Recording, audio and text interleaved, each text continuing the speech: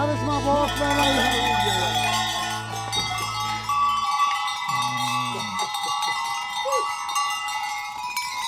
Sıranı tutuyor, sıranı tut.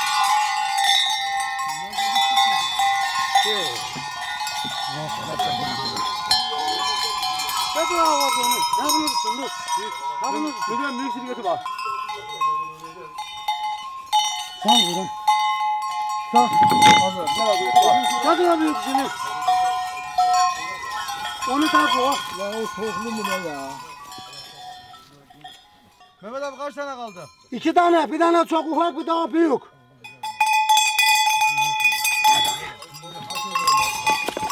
Olsun fark Hadi etmiyor. yürü, Bir tane yürü. daha. Zılandan bir tane fark etmiyor. O ufağını mı da koyduk?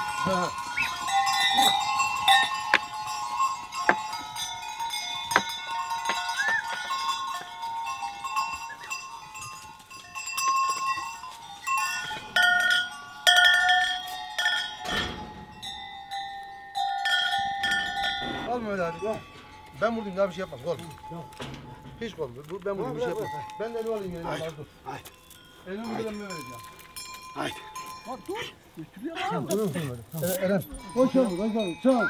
Hey. Ne olmuş da bu?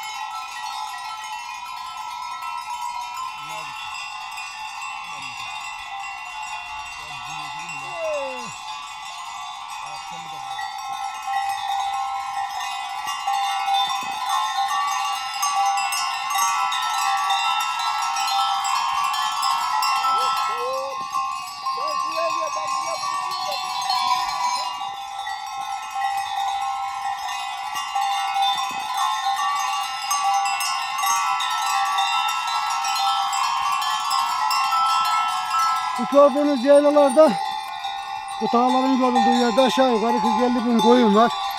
Hayat paylaştıkça güzel kelimesini tecelli etti. Şu ortamdayız. Bu hastalık aynı kanser hastalığı gibi tedavisi olmaz.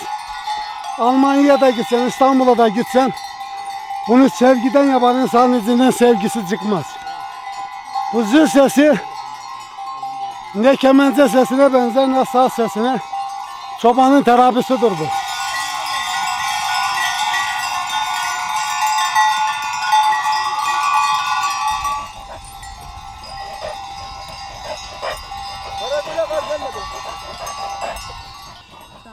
Ses geliyor.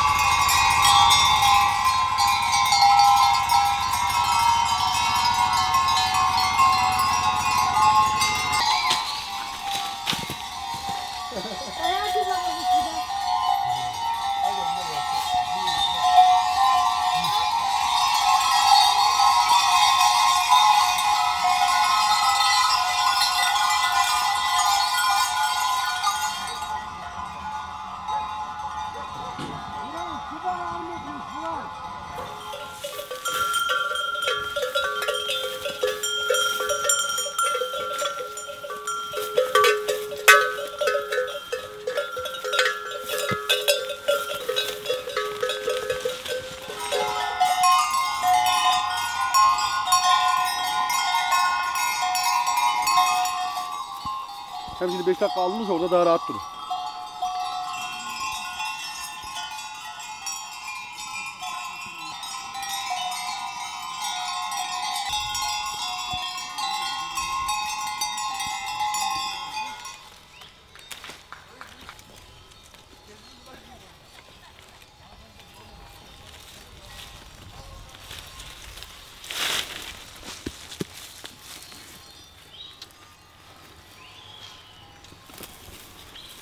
Taş yakımızda da kalın tanıyorsunlar biz. Aman ya. Yak, Turgut yak.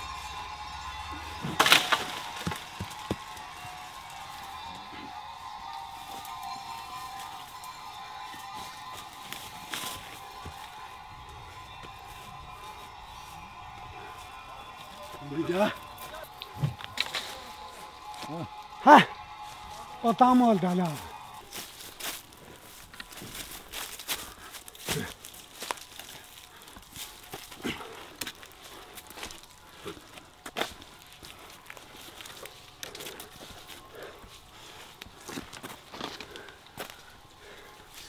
Şimdi İstanbul'da bir yan uşağı. Sen bu ağaca çıkarabiliyor musun? Yok onu ebedelim.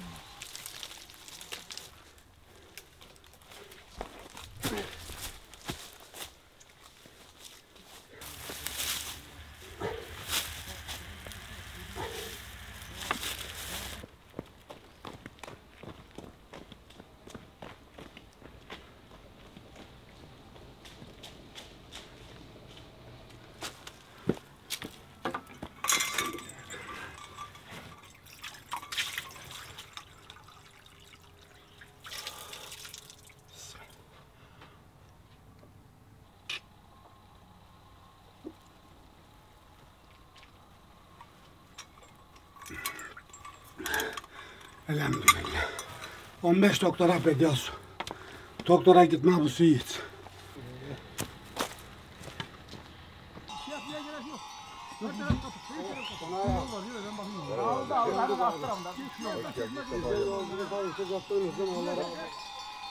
Nereye? 5 tam mı vuruyor? Nereye? Yok yok abi buradan. Buradanım Sen ben ya. gittin ya. Ha öyle mi ya? Adamı da alsın şeye. Selamun aleyküm. Aleyküm selam. Abi hoş geldin. Merhaba abi. Sayımızı temlemiş Tabii. Ali abimiz.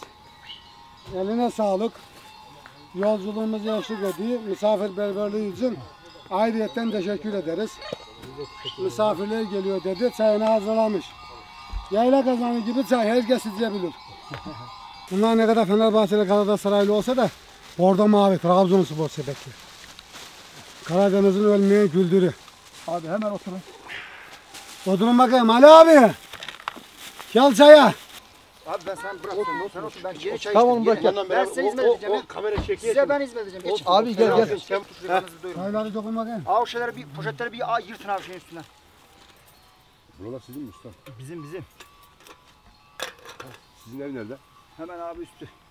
Aşağıda sizin ev var mı? Köy alan gente. Yok. Var. Alanket'te yok. Bende 60 kişi bile oluyor. 2 araba. Yaylalara buran ileri yanasınlar. Bile oldu bu beni gece aradı ya. Olsun. Allah razı olsun. Ben sabah saat 6'dan beri çalışıyorum. Benim ya. adırıma ne mal alıyorsunuz? Ben olmasam götürmeye diyordu.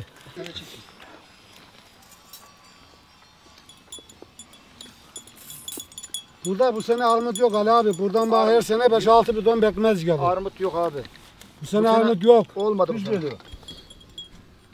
Kuşburnu sizde toplayıp bir de reçel yapayım. Abi yapıyor tabii. Bu arada hastamız çok oldu. Molla Por'dan aşağı Gurcula başına.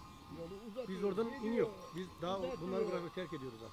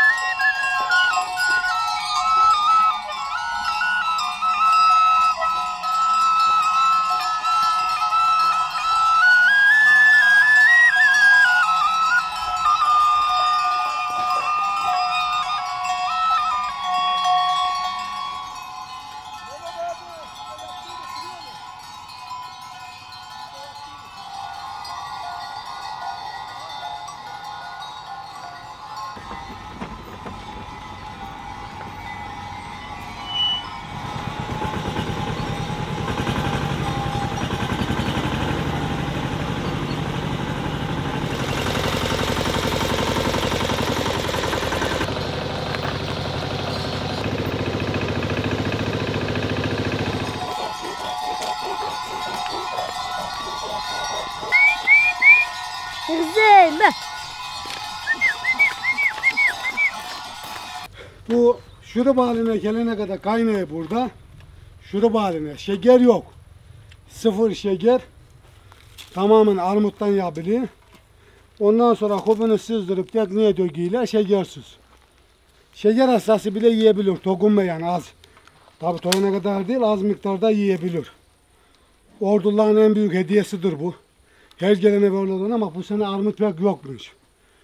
Müthiş bir pekmez olacak.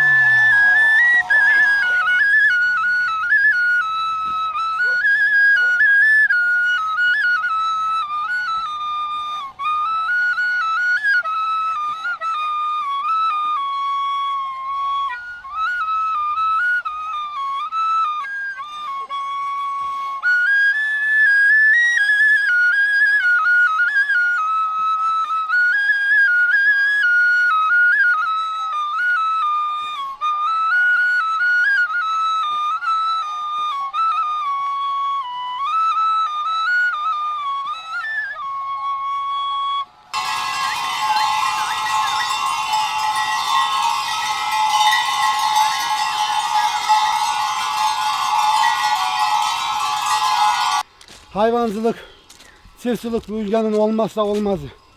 Üretmezden yaşamak bir yerde bitecek.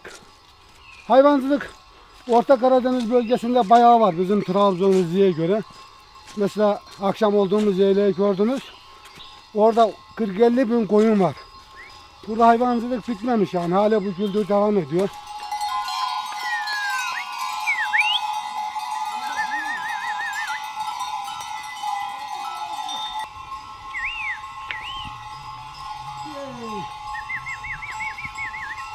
Bu memleketin insanları burada ezilmiş, tatil kültüründe burada yaşamak istiyorlar.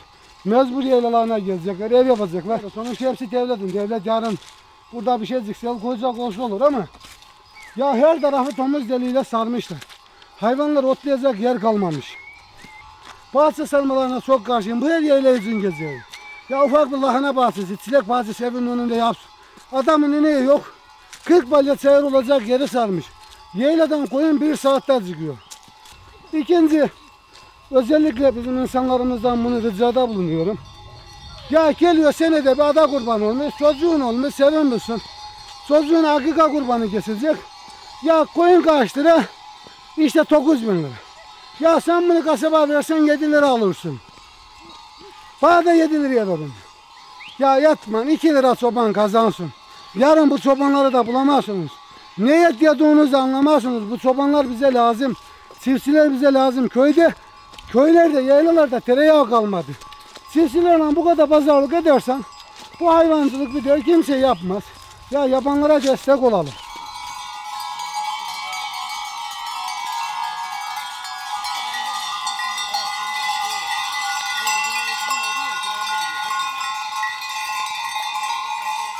Ya restoranta gidip bir kahve içiyorsun, özellikle büyük şehirler için gidip 80 lira 100 lira ne olduğu belli değil.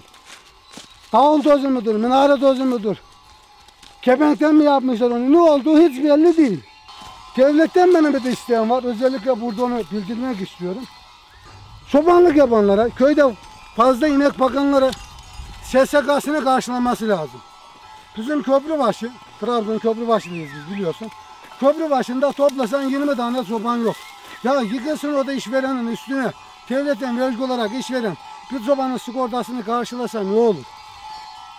Devlet bence bu çobanlara verdiği yem desteğinden çok çobanların da SSK'sı sigortası olması lazım. Gitsin kendi ödesin. Ya o kendi ödeyemiyor onu, beceremiyor. Onun için devletimizden özellikle ricam isterim. İnşallah bir yerde biri görür. Bunu devlet kademelerine de duyurur. Bana ne diyemez. Bizim toplumumuz merhametlidir. Köylüsünü sevecek, şehire giden geçmişini unutmayacak. Nereden geldiğini unutursan gideceğin yolda kaybolursun demiş adalarımız. Adalarımızın her dediği söz ada sözüdür.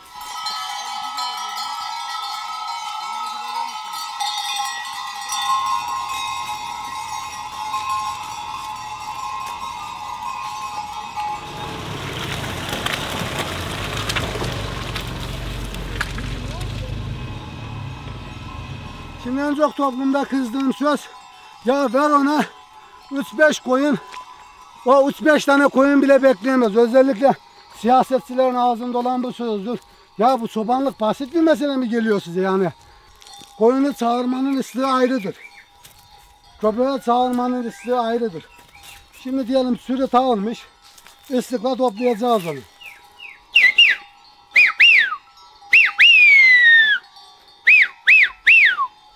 Bu sürüyü toplamanın ıslığı. Tabi buradaki sürü lisan değişiyor.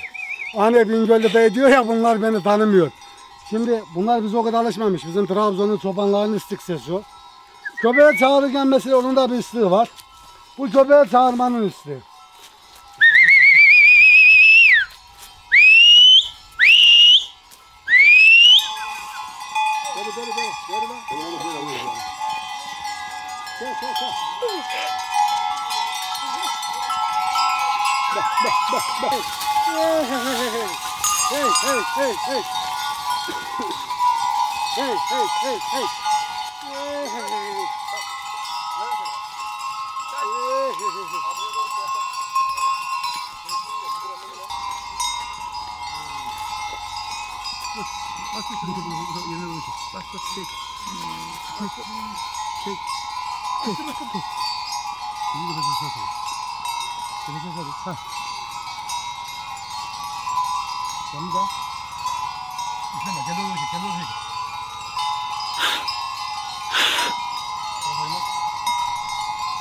Salla.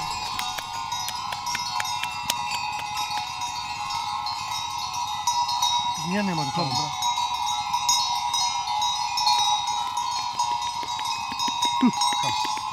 Salla daha salla. Eren.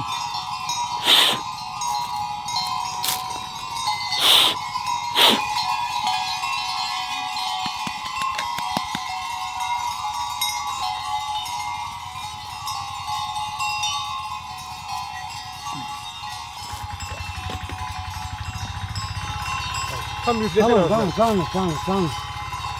Anca geldi canı geldi işte. Doğduğunda yoğdu canım bana. Tam üflesene.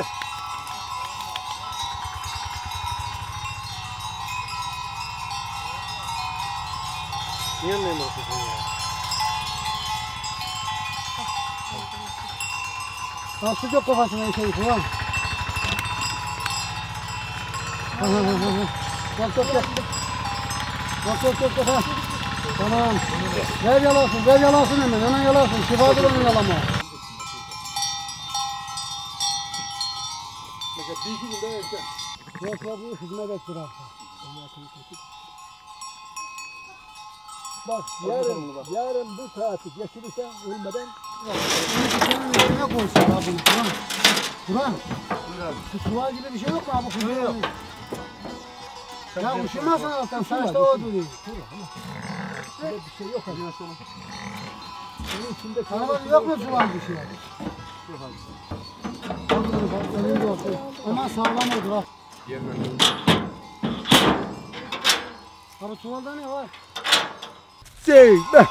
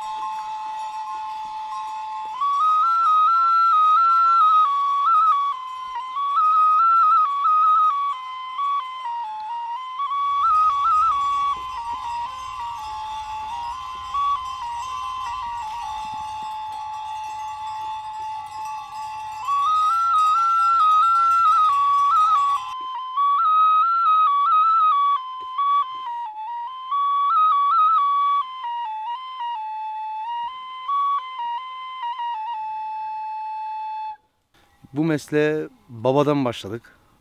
Babamızdan gördük, büyüklerimizden. Şimdi aslen Trabzon'un Sürmene köprü başında olan Mehmet Alındaş abimle tanıştık. Akabinde yaylaya gelip giderken olsun, normal şartlarda olsun gelip bizimle bu anı yaşayan birisi. Bugün de sağ olsun İstanbul'dan gelip de bu koyunu göç götürme gününde beraber olduk. Şimdi artık yaylaların otu kesilmek üzere. Bir de şimdi hayvanların doğumu yaklaşıyor. Köyde otlatmaya başlıyoruz. Zaten önümüz kış geliyor. Bundan sonraki zamanlarda hayvan otlatmak köyde biraz daha zor. Çünkü yaylanın hava şartlarıyla bura biraz daha farklı. Burada yabani hayvan, kurt dediğimiz hayvan çok oluyor. Tabii doğumlar başladığı zaman onunla ilgilenmek ayrı bambaşka bir şey. Yani o koyunun doğumu değil de sanki bir çocuğunmuş gibi. Veya aynı bir evde kalan bir bireymiş gibi hissediyor insan kendini. 34 yaşındayım. Babamla, dedemle başladık bu işe. Önemli olan burada milletin üretmesi. Yani üretmediğim bir şeyi tüketme şansımız yok hiçbir zaman.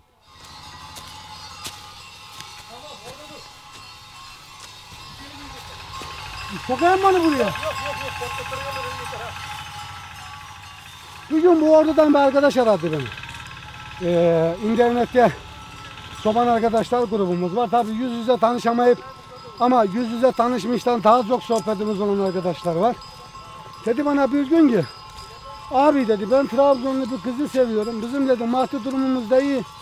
İşte babamın 170-180 koyunu var. Yaş altı don fındığımız var.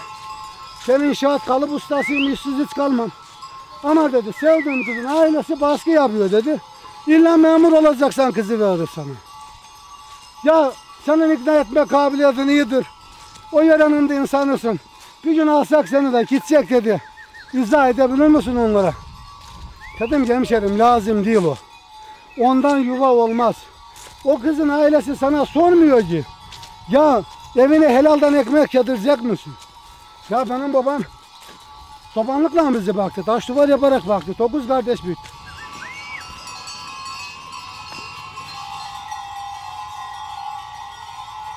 Bir de şöyle bir istekte bulunayım. Şehir merkezlerinden yaylalara çıkıyoruz. Özellikle ıssız yerlere. Ya arabalarına beşer tane, üçer tane, beşer tane ekmek koysunlar. 3-5 kilo üzüm alsınlar. Gördüğü çobana bir ekmek, bir salgın üzüm versinler. Çoban sevinir yani. Cebinde aç kalacak bir durum yok. 20-30 sene önceki gibi değil ama tarlaların şenliği bunlardır.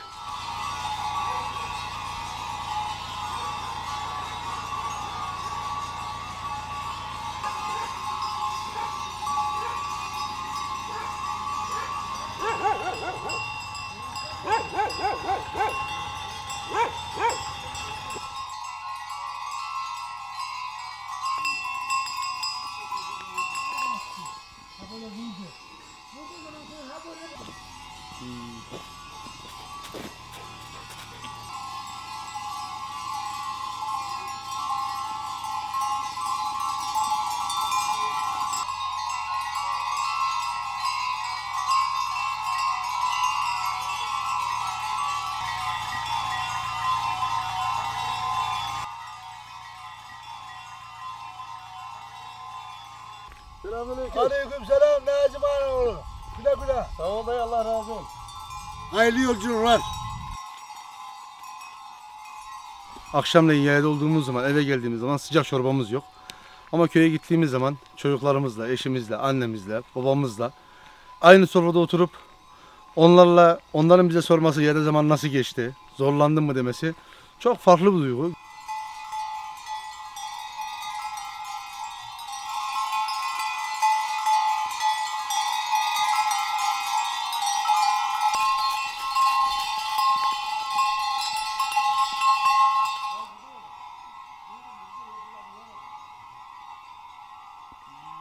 Buraya gelme amacımız, biz neden buradayız? Eski anılarımızı yaşamak için, hani bir söz var ya, katil öldürdüğü adamın cinayet işlediği yere gelirmiş. Demek ki bu da biz öyle işlemiş ki, bu sevgi yaşamıyoruz. Bu Yoşa Güldürü bu orduda yok. Bunu temin etmek isteyen arkadaşlar olursa, Trabzon'un Arsin ilçesi Likene köyünde bunun ocağı var. Oradan çıkar. Oradaki esnaflarda bulunur. Taş yoşası diye sorarsanız, temin edebilirsiniz onu. Yıllar önce böyle beyaz koyunumuz çok olsun, böyle iyi vurayım hesap ederdim ama bizim yörenin koyunu genelde siyah olduğu için hiç bu kadar bağlamamıştı. Hatta geçen de bu boyaya vurduğunda bir arkadaş yazıyor bana ki o kadar güzel olmuş ki ben de saçlarıma yakasım geldi bundan. Hiçbir tarafa taşırmazdan her tarafa elleriyle yayacaksın onu. Normal fırzayla vurulmaz. Bu hayvan sevdası, bu yaşa sevdası, bu zil sevdası. Bu hayvanlardan kopamayışım seni buraya çağırıyor. Anadan der ya toprak beni çağırıyor. Seni de hayvanlar çağırıyor. Bu anlatılmaz, bu da Trabzonspor sevdası. Eşdeğerdir. Hey! Hey!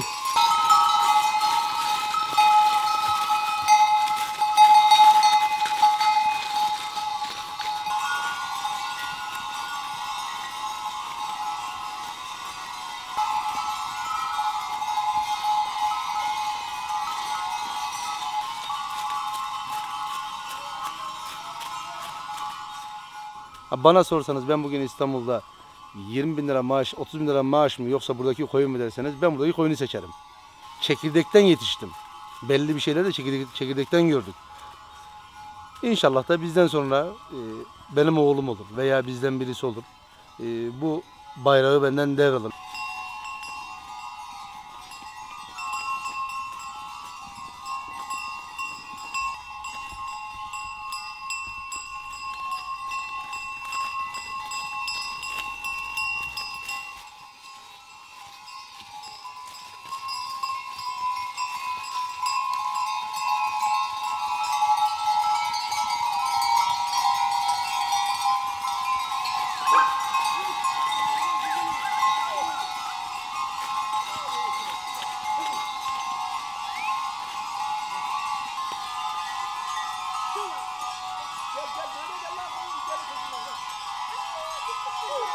biz babam koyun giderken babama ekmek götürüyoruz. Köpeklere yal veriyoruz, su veriyoruz. Koyunları da güdüyoruz. Babama yardım ediyoruz. Hayvanları seviyorum. Kuzuları da çok seviyorum. Köpekleri de çok seviyorum. Yani hayalim koyuncu olmak istiyorum da işte koyuncu olacağım. Paralarım olursa koyun almayı düşünüyorum. Giderken ne bileyim böyle içime mutluluk geliyor. Hayallerim böyle oluyor. Mutluluktan derken zaten hayat geçiyor. Geleceğe belki böyle 250-300 tane koyun yaparım gibime geliyor. Veya başka bir şey yapıp ekmeğimi kazanıp bir işe başlamak istiyorum. İkisinden birisini yapacağım. Kızım.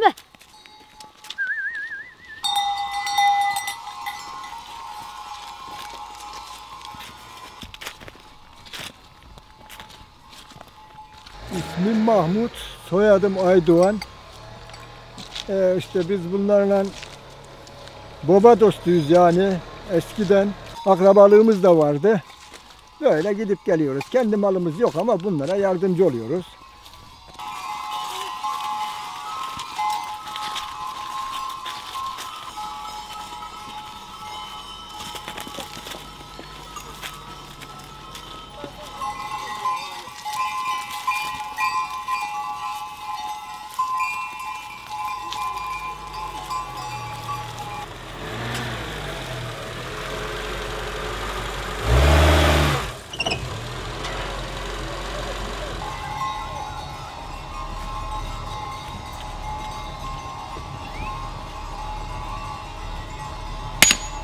Bak şimdi bunu böyle yarıyor.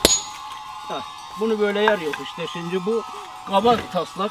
Ha, bundan olmuyor mesela. Bu çöp. Şu şekilde pergelle bunu tarakla kesiyoruz. Kestikten sonra tekrar yonuyoruz. Yonduktan sonra da tekrar ya ispirelle siliyoruz ya da eski usul dişeklerle bunu dişeyip aşağılara götürüyoruz. İşte Ordu, Giresun, Samsun isteyen yere götürüyoruz. Bir ekmek parası kazanmaya çalışıyoruz. Bıçak bilemek için Karadeniz yöresinde geleneksel şeyimizi sürdürmeye çalışıyoruz böyle.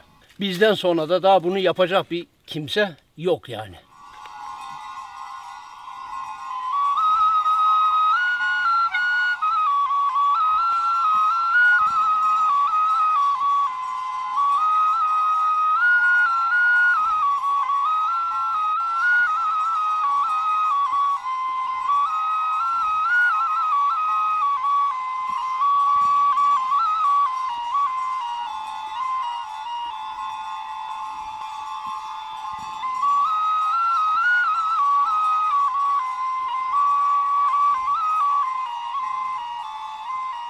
Bugün Burhan kardeşimizin koyunlarını yayladan köye indirdik. Ben köyümün Elbeyılacak muhtarıyım. İsmim Senayi Çelik. Burhan Abaz'ın baba mesleği babadan oğula devam ediyor. Sağ olsun o da inşallah ondan da çocuklarına devam eder. Hayvan olduğu zaman memleketimizde tabii ki köyde yaşayan insanlarımız memleketimizde daha var oluyor. Mehmet kardeşimin sayesinde sizleri tanıdık. Siz de bize eşlik ettiniz. Hepinize teşekkür ediyorum. Bu güzel günümüzü bir ana olarak bize bırakmak istediniz. Allah sizden razı olsun. Biz de elimizden geldiği kadar bundan sonraki aşamalarda Allah izin verirse bu şekilde devam etmeyi düşünüyoruz. Tüm koyuncu arkadaşlara buradan selamlar olsun. Önümüz kış. Allah'ım herkesin malını zayiatsız, kuzusunu verimli bir şekilde yemeyi, harcamayı nasip etsin Mevlam.